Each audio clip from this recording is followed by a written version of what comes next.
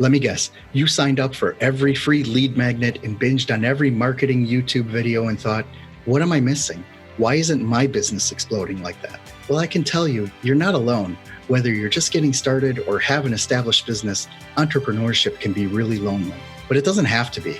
Overcoming your fear of launching or building your personal brand or figuring out how to scale, it shouldn't be holding you back. It should be empowering you. On this podcast, we're going to deep dive into the mechanics of what it takes to build your brand, make your mark, and stake your claim in the digital marketing space. I'll be chatting with people from all walks of life and stages in their careers. I will be getting inspiration from real experts who will share their actual strategies and techniques to grow loyal and raving followings and sell more stuff. This is entrepreneurship from people who are already there making it happen. My name is Jeff Mendelson. Join me and welcome to the One Big Tip podcast.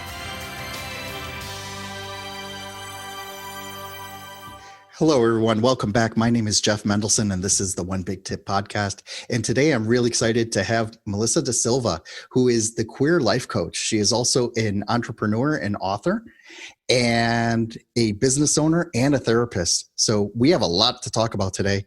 Melissa, welcome to the show. Thank you. I'm so happy to be here. Thank you so much for coming. So I wanted to I didn't want to get any of this wrong. You have a lot of commas in your intro, right? Between being a life coach, entrepreneur, author, business owner, and therapist. Can you please take a few minutes to summarize what it is that you do and what makes you amazing? What makes me amazing is that I'm so resourceful that I can do so many things to get all those commas after my name. I have a mental health agency and I have 20 clinicians that work for me. And during my free time, I've done a podcast, wrote a book about how to start a profitable agency and trained other people how to do it as well. And currently I am working with LGBTQ plus executives and entrepreneurs and how to have them reach their life goals.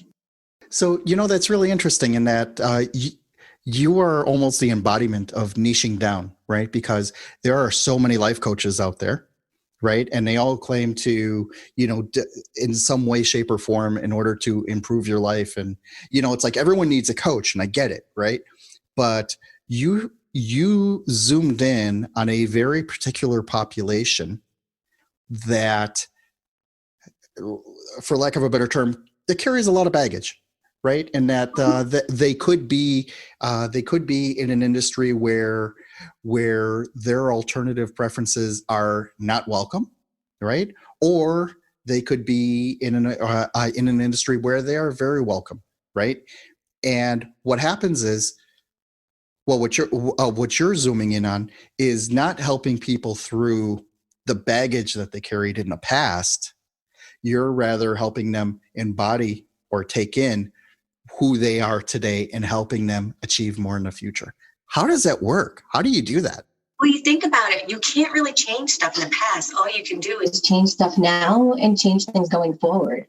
And so what we do is really kind of reverse engineer things. Like, what is that goal you want? What are the barriers that are stopping you from that goal? And let's move forward and get over those barriers. So it's really, sometimes there might be something that comes from the past to the current situation. We can identify it, but then we say, we can work on that with a therapist, but right now we're working on going forward to reach your goal. So what would somebody who does identify as LGBTQ and needs a life coach and is looking to improve their life, what goes into that? What kind of steps or what kind of tools could you give them to help them move forward? And why would those tools be unique to that particular community? Well, I think that one of the things that we forget about is that most entrepreneurs or successful people struggle with imposter syndrome. But I think with the queer community, imposter syndrome is something that we have to struggle with every single day. Whether you're going to the supermarket or you're going to work, there's always this, am I good enough? Do people know who I am? So it's really trying to break down that imposter syndrome that everybody is valuable. And my clients are just as important to reach their goals as possible, and taking down some of that imposter syndrome and building up that self-confidence and knowing yes, I deserve to be taking up room as well. So does that mean that someone will be engaging with you on a recurring basis, or is this something that you could just sort of talk them through and then like limit it to like 3 or 4 sessions, or is this something that gets drawn out into some kind of program or some kind of long-term relationship? Yeah, so it could be either way. There's some people I work with like 3 months and they achieve their goals really fast. And there's some people that I work with for a year. And it's just helpful to have that person to check in with and have that accountability for too. And be like, well, okay, this is something that we struggled with 3 months ago because of, something that has happened. All right, let's remember what we learned from that lesson and let's bring it forward. So it depends on the personality and really what each person needs. Okay. So one of the things that we discuss, and this is actually your one big tip, is that if you don't take the leap in asking for what you want, right? Because that's what a lot of people are, when someone solicits the work of a coach, right? It's because it's all about not knowing how to ask for what you want, right? And what your one big tip is that if you don't ask, you'll never know if you're going to get the yes or not. And you have a really great story behind this. Yeah. I mean, I ask for everything. I even ask for first class, even if I have a coach ticket. Why not? What are they going to say? It's no. But I learned this lesson, number one, when I was listening to a podcast called Entrepreneur on Fire, John Lee Dumas, who I listened to every episode for so long. But he had said that he had his college reunion coming up. And I knew that he went to Providence College. So I sent him an instant message saying, hey, why don't I take you and Kate out for coffee? And he said yes. And so we ended up having dinner for like 4 hours that night. And this is something people pay thousands of dollars for, to hang out with this guy. And I got to hang out with him over paella. And I got so much information from him and just this feeling of, somebody who's been where I want to be. And if I didn't ask, I wouldn't have had that opportunity. And I wouldn't have had the possible opportunities that have come after that too. I mean, he wrote a testimonial for me for my first book.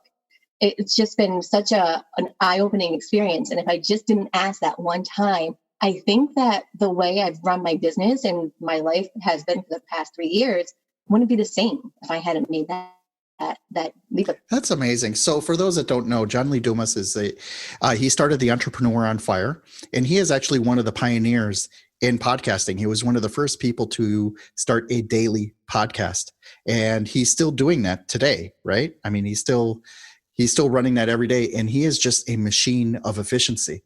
So the fact that he's been doing that podcast daily for so long is just a testament to, a lot of what everyone achieves, which is to be effective and to produce and to create value in everything that they do in their work and in their personal lives as well. So that's great. And I have to say, John is the same on the podcast as he is in real life. Full of energy, chipper, ready to go 100 million miles a minute. That's amazing. All right, Melissa, why don't you tell people where they can find you and how they can reach out if they want to learn more about you? So anybody can find me on my website, DaSilva.com, or if you want to follow my shenanigans on Instagram, I am at the real Melissa DaSilva, and it's the same on Facebook. That's amazing. Melissa, thank you so much for being here. I really appreciate you taking the time and just being an inspiration to everybody and everything that you do. Thank you for having me. It's very fun to be here.